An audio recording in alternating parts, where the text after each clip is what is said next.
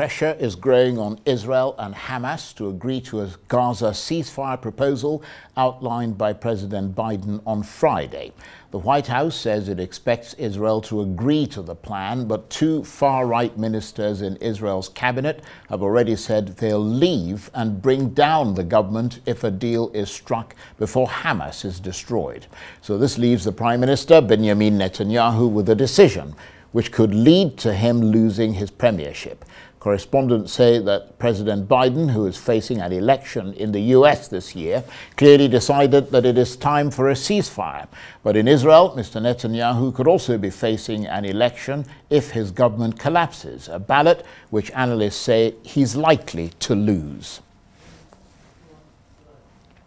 Well, for all this, I'm joined now on the line from Tel Aviv by Arise special correspondent Carl Bostic. Good to see you, Carl. Clearly, the governing Israeli coalition is divided on this new U.S. peace proposal. Where do things stand now?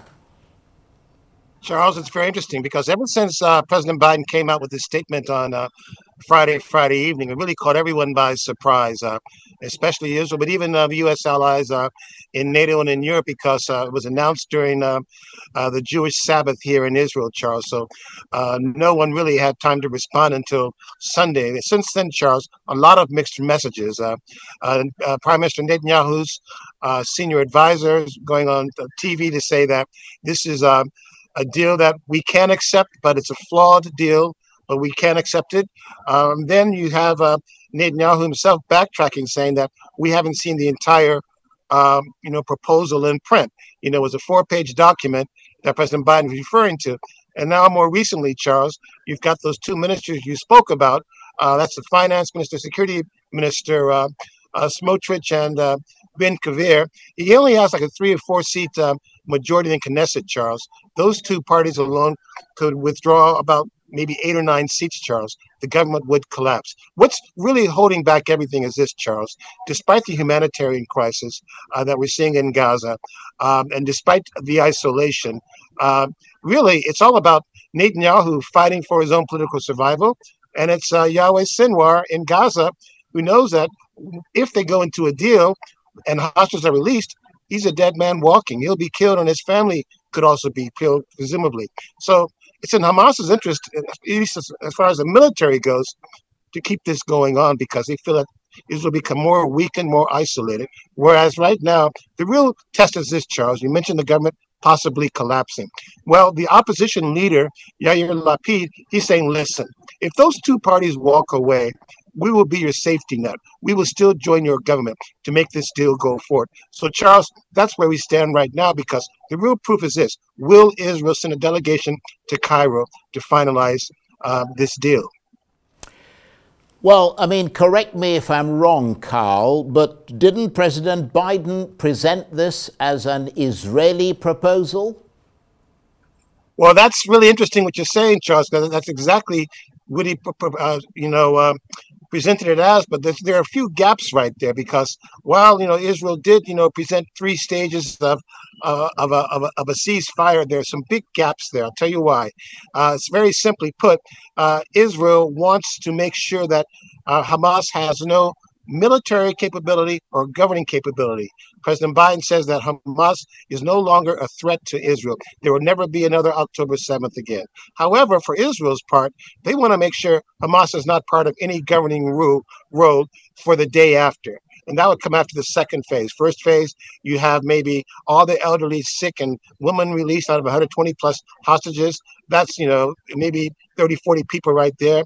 With a 6-week ceasefire, they would negotiate the second phase for all remaining living hostages, Charles. And then that could be an extended ceasefire leading to a permanent ceasefire. The third phase would be the rebuilding of it all. But through it all, the U.S. is not mentioning that Hamas could still have a role. And latest reports today, Charles, we're seeing that Hamas is slowly returning back to areas in the north that Israel had actually supposedly cleared out. We're seeing them patrolling markets, Charles. We're seeing them issuing price controls on goods, and they're even distributing aid, Charles. So really, the U.S. is kind of tacitly saying that Hamas is a presence in Gaza even after the war. And What's your assessment, Carl, of Israeli public opinion? We've seen big protests on behalf of the hostages. I mean, where does public opinion stand at the moment? Well, Charles, I'll give you a perfect example right now as we speak, Charles.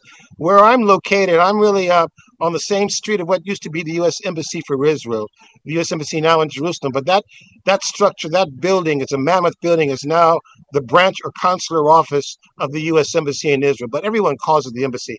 Right now, as we speak, Charles, I can hear there's a rally of at least 200 people outside the entrance to that former U.S. Embassy, now the consulate, saying, bring them home now. Take the deal, bring them home, USA, take the deal now. We want them all alive. This chanting is going on right now, Charles. So you got this real pressure where they want to see the hostages return, because with every passing week, Charles, there's no real sign of just who's still living. And there's a big consensus that most of them may no longer be alive. And that's why it's a problem for the government, Charles, because those two right-wing parties, they're basically saying we want absolute victory, and they're very mute and quiet about even if this means sacrificing the hostages. That's the dilemma the Israeli government and Netanyahu himself is facing right now, Charles. And the argument, Carl, that the Palestinians have a right to self-determination and to choose their own leaders after the war stops. I mean, how is that being seen in Israel? Yes, I think I might have missed part of what you were saying, Charles, but that's another key sticking point, because, you know, the Palestinians are adamant about having a say in their own self-determination. And I've talked to people, you know, a lot of people in the West Bank and Palestinian legal analysts and experts.